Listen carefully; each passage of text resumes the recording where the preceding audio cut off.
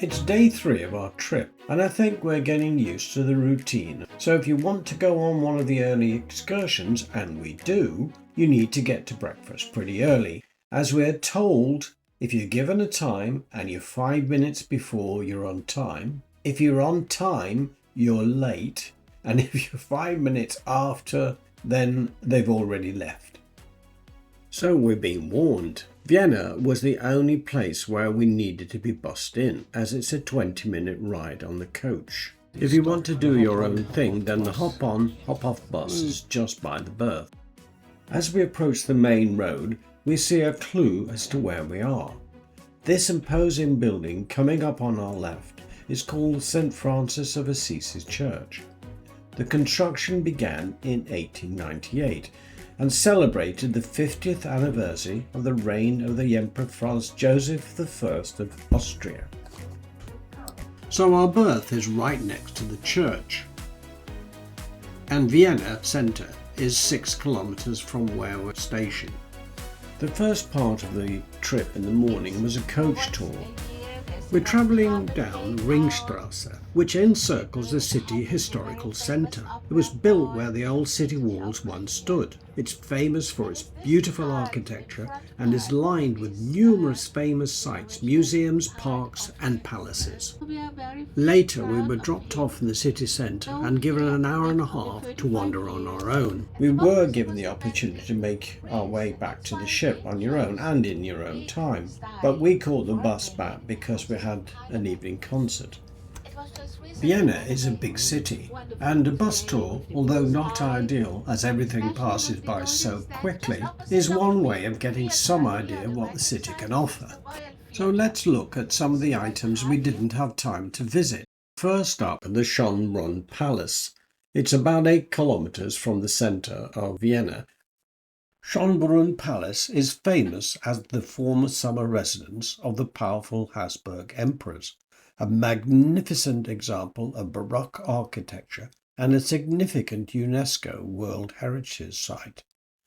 It's known for its opulent ceremonial rooms, vast gardens, and the world's oldest zoo, making it a major historical and cultural landmark and a very popular tourist destination. So back into the centre of Vienna, and the bus route actually took us down the main street where lots of the historic buildings were placed. The first stop was the Opera House. The Vienna State Opera House is one of the world's most celebrated opera houses, both for its grand architecture and its rich music tradition. Going to the opera was not just about music, it was a social event, a place to be seen, to display status, and to discuss politics and culture.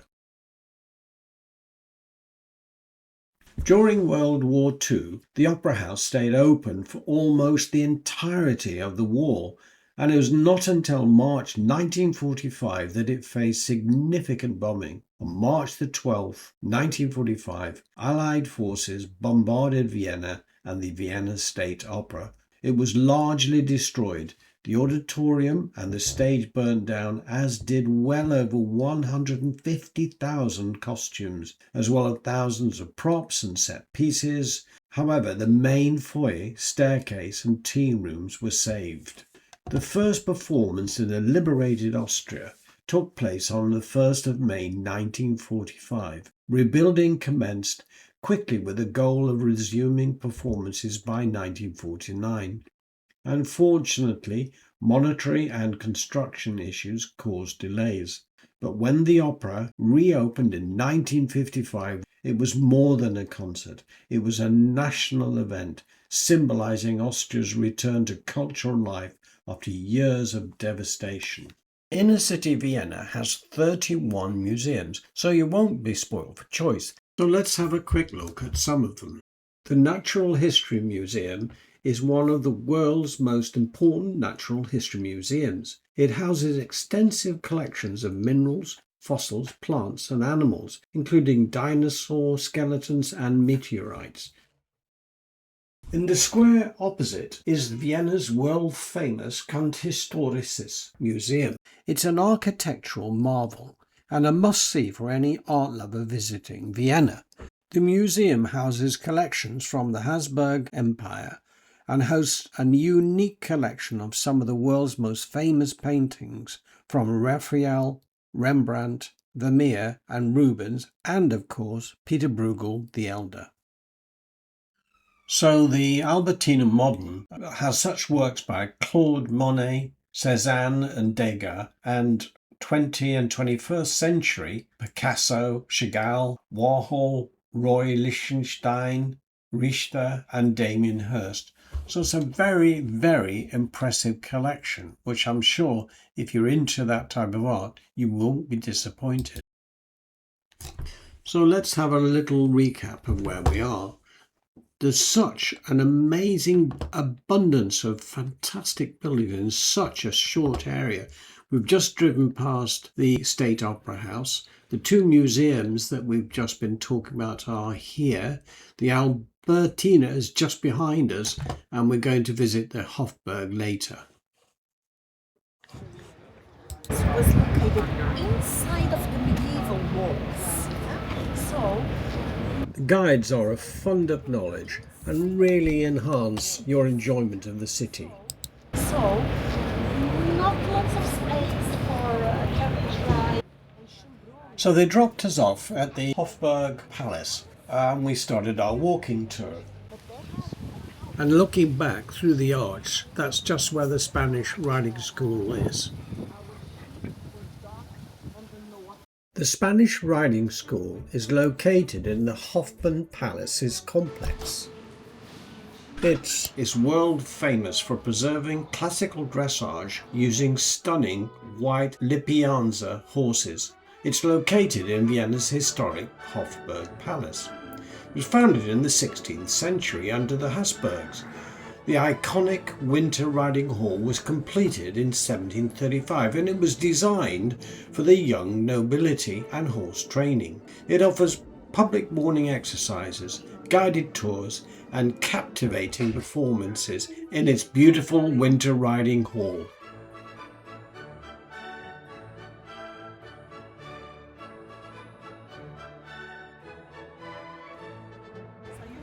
The walk continues, making our way to the centre of the town.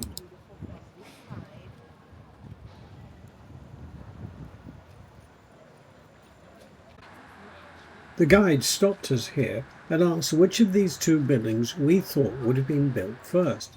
Of course, we got it wrong. They were actually built at the same time.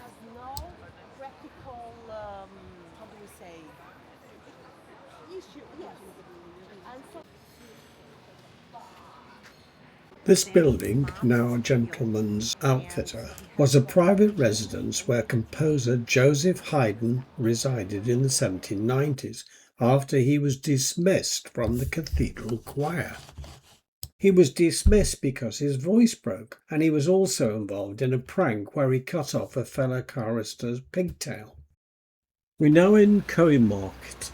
It's one of Vienna's most prestigious and historic pedestrian streets. It stretches from the Imperial Hofburg Palace to the Graben, and it forms the city's most famous golden U for luxury shopping. It was originally a medieval coal market, but it's now an upscale boulevard lined with international designer boutiques, heritage jewelers, and elegant cafes. So this is where the guide left us to wander on our own for an hour and a half, or as long as we wanted, as long as we got back to the ship on our own.